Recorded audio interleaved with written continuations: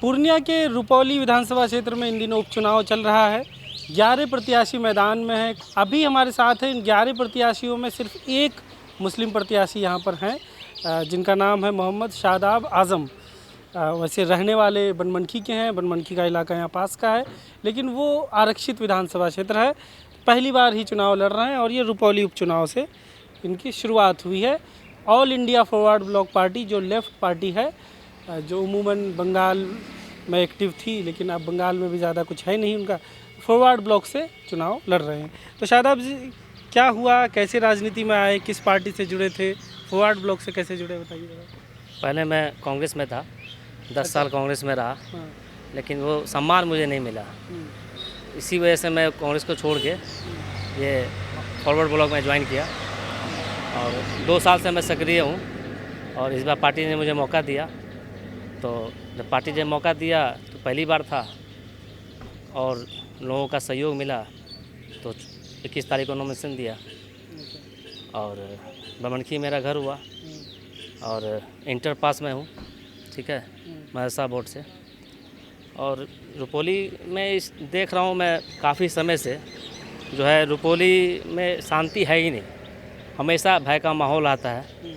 इसी को मैं दूर करने के लिए मैं सोचा कि मैं एक बार इलेक्शन लड़ूँ और जनता यदि साथ देता है तो मैं कोशिश करूँगा जीतने के बाद इसको सब दूर करूँगा मैं। लोग ये पूछेंगे कि बनमनखी का आदमी रुपौली में क्यों चुनाव लड़ रहा है। भाई, इस देश का नागरिक तो हूँ मैं हूँ, और बनमनखी रुपौली कितना दूर है, कोई खास दूर तो है नहीं, बगल का ही है इसलिए। तो वैसे इससे पहले क्या करते थे, मतलब पढ़ाई के बाद कोई कारोबार, कुछ काम करते थे या पॉलिटिक्स में ही थे? नहीं, मेरा जूते चप्पल का बिजनेस है, होलसेल का। कहाँ पे? बनमनखी में। बनमनखी मार्केट में। अच्छा, तो आपने तय किया इस अब फुल टाइम इलेक्शन लड़ा जाए। जी, पार्टी लड़वा रही है या अपने से लड़ रहे हैं? दोनों को सहयोग से हो रहा है ना। तो उस तरह का केडर बेस है लेफ्ट की जो और पार्टियां हैं, जैसे सीपीआई का यहाँ पे अच्छा केडर बेस रहा है, वो तो लड़ नहीं रही है। तो फॉरवर्ड ब्लॉक का उस तरीके से आप लोगों का है टीम यहाँ पे? हाँ, टीम है, काम कर रही है पहले से है? हाँ, पहले से टीम है। पहले फॉरवर्ड ब्लॉक यहाँ कभी चुनाव लड़ी है?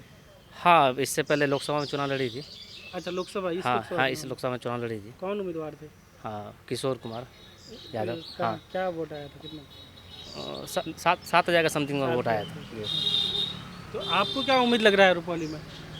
हाँ, जनता साथ देगी, बिल्कुल जीतेंगे। तो क्या प्रतिशत है, मतलब मुस्लिम वोट प्रतिशत तो बताते हैं बहुत कम है, 12-13% ही यहाँ पे।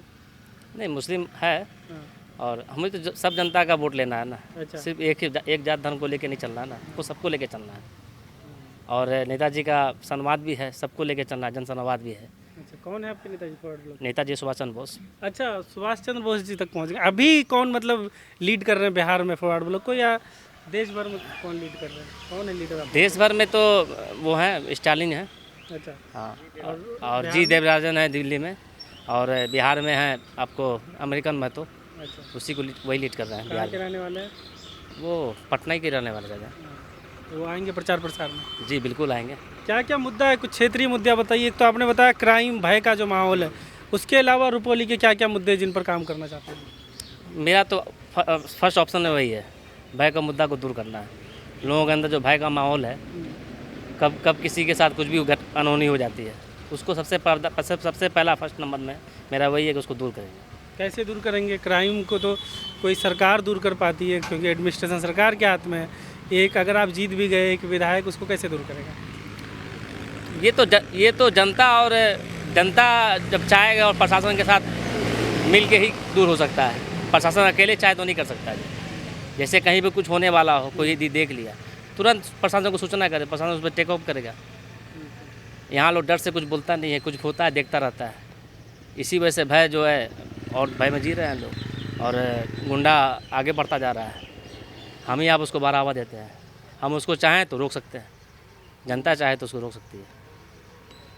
तो प्राथमिकताएं आपकी क्या क्या हैं? कुछ क्राइम के अलावा कुछ और सोचें? क्राइम के जैसे कई घाट हैं यहाँ पे, आप अगर इलाका घूमे होंगे तो काप पंचायत में बलिया घाट है, शेखपुरा घाट है, इधर जो कुर्सेला जाने वाला रास्ता है उधर है।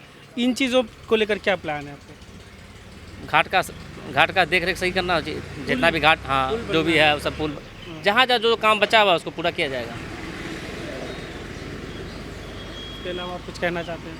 नहीं, और और जनता से ये अपील है कि ईवीएम में 6 नंबर क्रमांक है मेरा, उस पर जितना हो सके उतना वोट गिराएं और मुझे विधानसभा पहुंचाएं।